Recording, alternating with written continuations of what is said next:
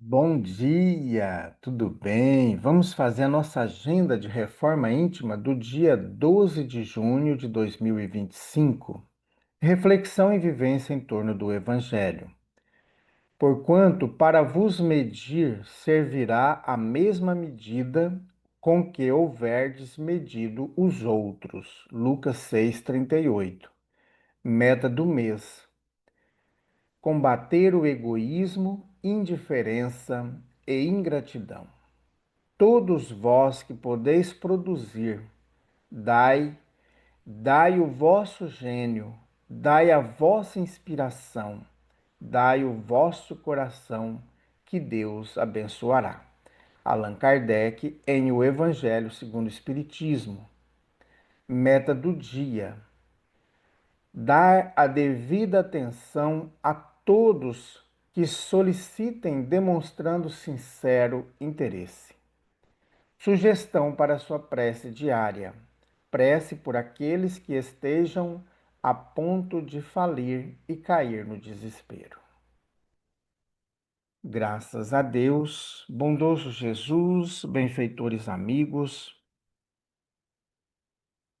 nós colocamos em tuas mãos nesta manhã todos aqueles irmãos que estão passando por grandes dificuldades, sejam dificuldades de cunho pessoal, de cunho íntimo, ou de situações materiais, financeiras, que nesse instante esses irmãos possam buscar em Ti, Jesus, a fortaleza para não falir, para não desanimar, para não se entregar à derrota.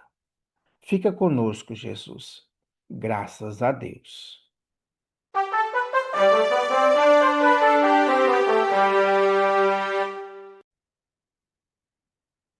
Meus amigos, estamos aí pertinho do nosso fim de semana, que nós teremos a evangelização, teremos a campanha de fraternidade, teremos o tratamento espiritual e a sopa fraterna.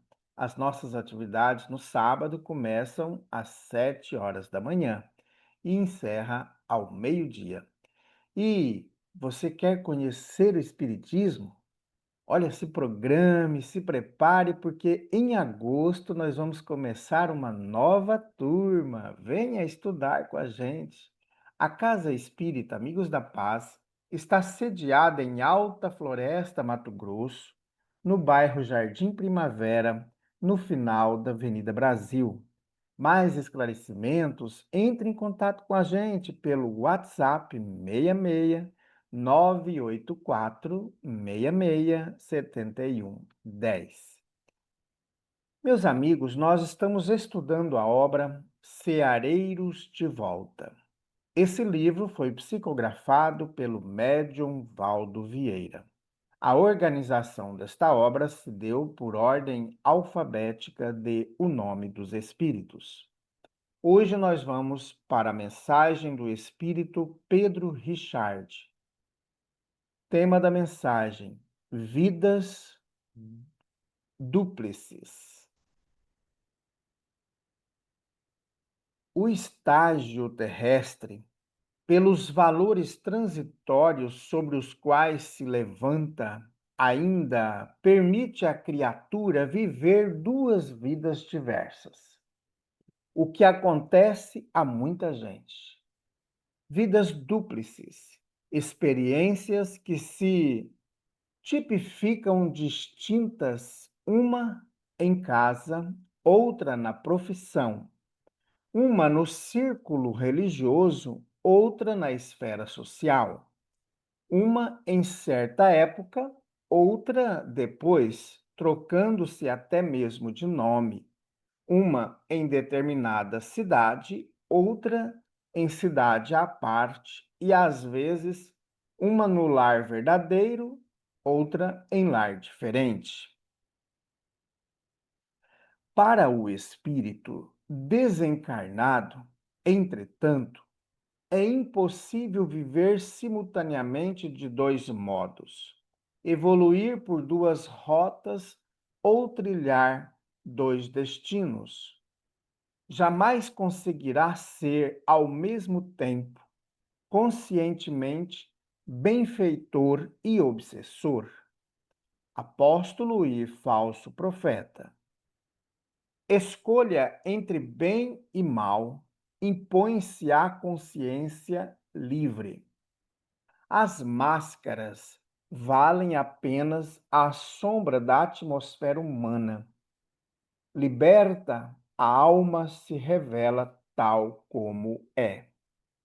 Diante da lei, admite-se o uso de certas normas de ocultação produtiva da verdade em favor dos semelhantes nas relações naturais, homem a homem. Contudo, o excesso de subterfúgios e artifícios, transformando a existência num campo de manobras, não é ingrediente da conduta digna. Quem rende culto à doblez negligencia as obrigações espirituais e esquece-se de que um dia voltará ao plano em que a mente se despoja de toda a ilusão. Perante a criatura desperta para o sentido da eternidade, todos os departamentos da vida são solidários entre si, objetivando o aperfeiçoamento íntimo. Nem mesmo o setor dos negócios materiais escapará à orientação básica dos seus atos. Cada inteligência existe indivisível, cabendo-lhe o dever de conservar-se inteiriça no convívio que lhe é próprio. Toda a responsabilidade surge individual antes de ser coletiva. A humanidade emancipar-se-á unicamente alma por alma. Entreguemos a César o que é de César e a Deus o que é de Deus, permanecendo convictos de que ninguém consegue servir a dois senhores.